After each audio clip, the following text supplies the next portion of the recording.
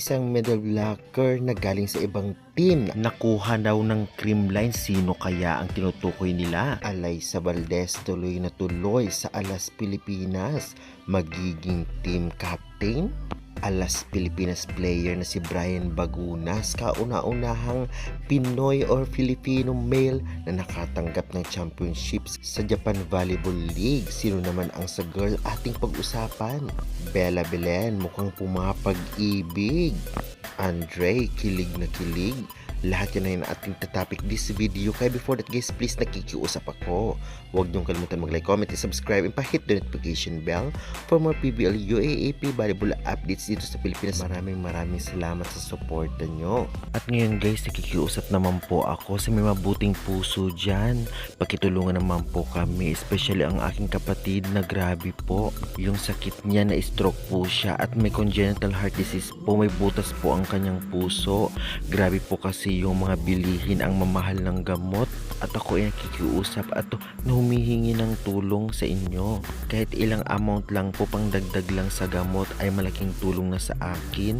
Andyan po ang aking Gcash number at isa-shoutout ko na lang po kayo at pasasalamatan sa sunod na video. At si Lord na lamang po bahala sa inyo at gumanti. Isa lang ang maliit na content creator lamang po ako at medyo kulang po ang budget. Maraming salamat. Mataas nga ang chance na talaga namang maging player talaga ng Creamline ito si Erin Pangilinan dahil usap-usapan ito sa social media, hindi lamang sa Facebook kahit sa ibang apps na talaga namang sealed na daw at nabakura na ng Creamline. Well, aabangan natin ang post mismo ng management.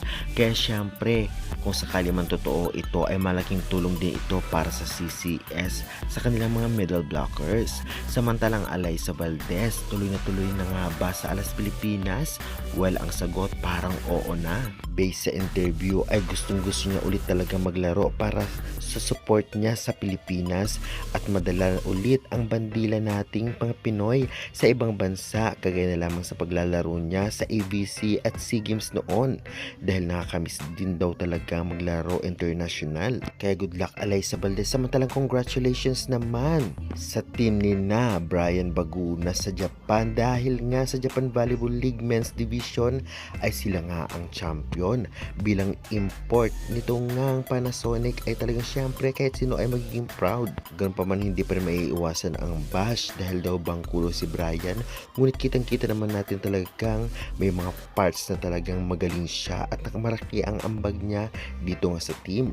Sa ngayon ay siya ang nakakuha sa male category dito sa Pinas na talaga namang nagkaroon ng kampyonato sa ibang bansa especially sa Japan Volleyball League. At syempre kudos din sa first Filipino na babae na nakuha din ng kampyonato sa Japan Volleyball League. Kaya congratulations, nakaka-proud talaga sila. Samantalang syempre, dako naman tayo dito nga sa nagpapakilig ngayon sa social media.